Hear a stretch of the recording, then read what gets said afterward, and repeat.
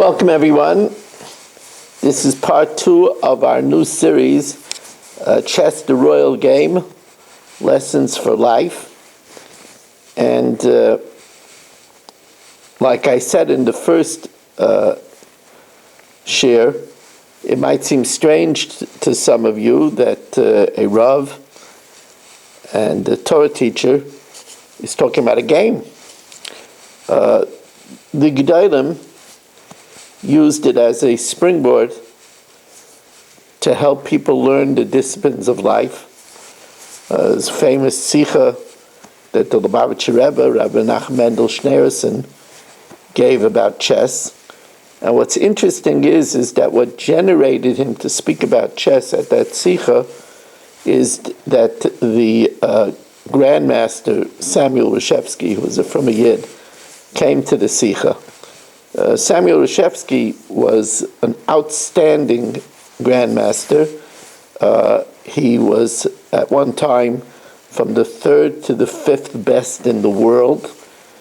Perhaps if he, was a makbid chas v'shalom with Shabbos, he might have become a world master. To show how extraordinary were his powers, at that time, Bobby Fischer was untouchable. He was the world chess master, and he mowed everybody down. And Samuel Reshevsky had a pretty strong record against him. He had 2 wins, 4 losses, and 11 draws in his career against Fischer, which is quite incredible. So I have an interesting personal story to tell you about Samuel Reshevsky. When I was a little boy of 8 years old, Samuel Reshevsky played a simultaneous exhibition, which means that he played many people at the same time. And they set up chessboards all around, tables. He played 50 people at the same time. And at the end, I was the last one in. I'm sure I wasn't the best of the 50 people, but I was a little kid, and he probably wasn't paying too much attention to me. Anyway, I was playing him head-on, and then he won.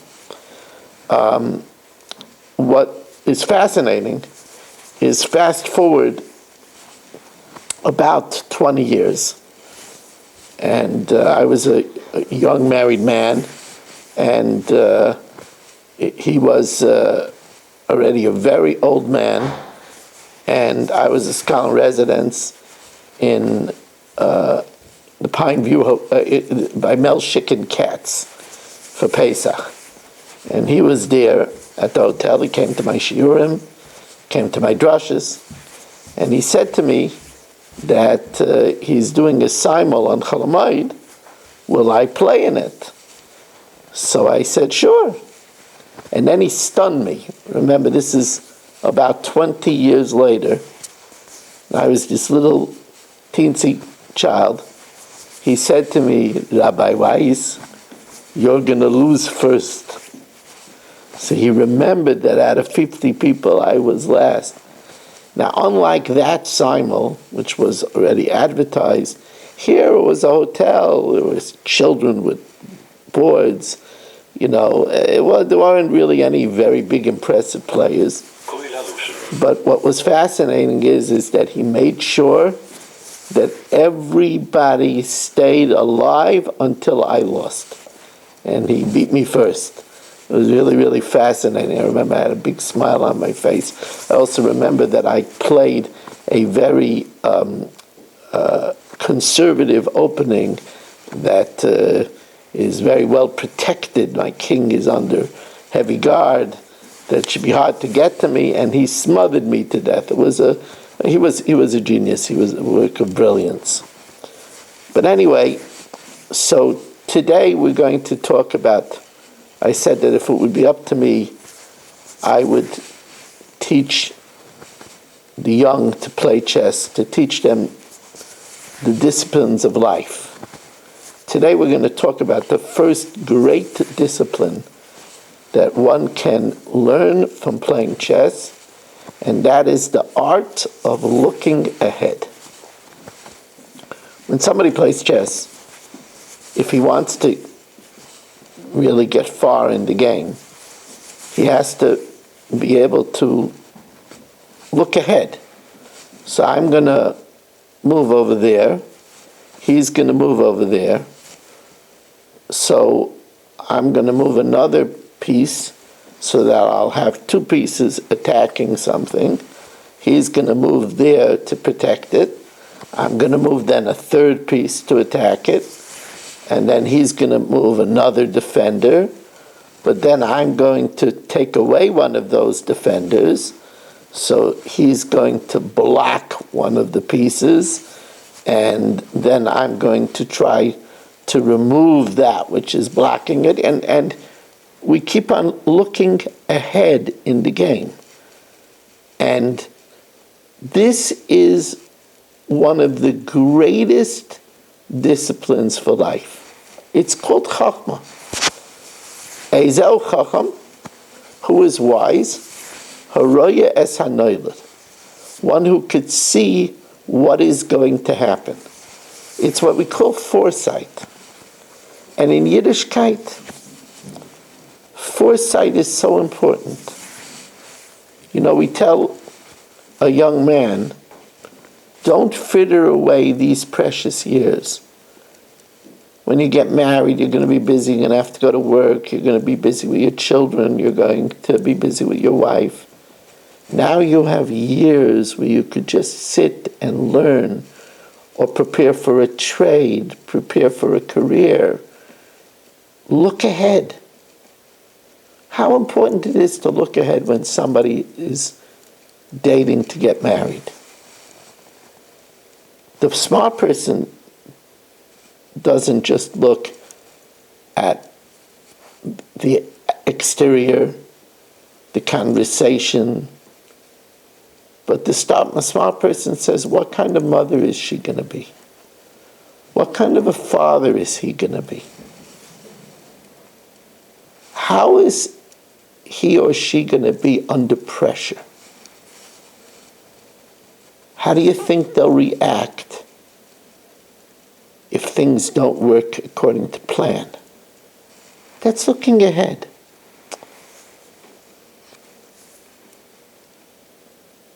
Chokhmah is thinking that this world, it's in this coming week's Pirkei Avos, in Perek Daled of Pirkei Avos, Rabbi Yaakov says, Olam hazeh daima leproizdor lifnei olam haba. This world is a corridor before the next world. Haskein atzmecha, prepare yourself. Prepare yourself in the corridor so that you should be able to have a great olam haba. But you have to be able to look ahead. You have to be able to not just think about what's happening now. You know, they say that a child only sees now. You tell him, here, you could have these 5 M&Ms now, or I'll give you 10 later. Child wants now. You have to be able to look ahead. You know how important it is in marriage to think about consequences? You know, I could say something now and get it off my chest and vent, but then the whole night's going to be spoiled. It's like I coined the phrase for marriage, winners are losers. Because you could win the fight, but then you're stuck with the loser the whole weekend. That's no fun. But you have to look ahead in order to see that. Even a person who doesn't have vices, the smoker, the vapor, is not looking ahead. Maybe he's going to get cancer of the voice box. Maybe, God forbid, he's going to get cancer of the larynx. Maybe he's going to get lung cancer. But he's into the gratification of now, and is not looking ahead. When you teach a child from a young age to play chess, the child has to know, well, if I move that pawn, I can't take it back. Is it going to be protected where I'm moving it? A person has to be able to look ahead, to learn, well, if I bring out my queen early, they're going to be able to attack it in many different ways. I'm going to have to keep on moving it because I can't trade because it's worth so much more. And they're going to be developing all their pieces while I keep on moving my queen. I got to look ahead. I got to think. So that's forcing me into the habit to look ahead. Here's a person. He says, I'm not going to spend all that money on a wedding.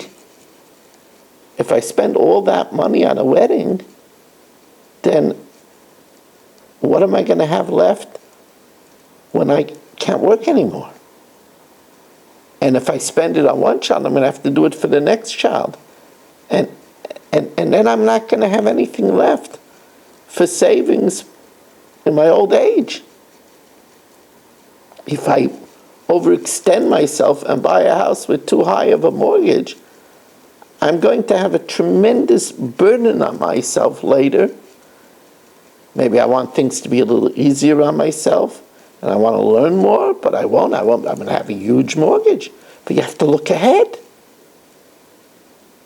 Chess really trains a person. I know it did it for me. When I played chess, it showed me how to look ahead. That's a chacham. To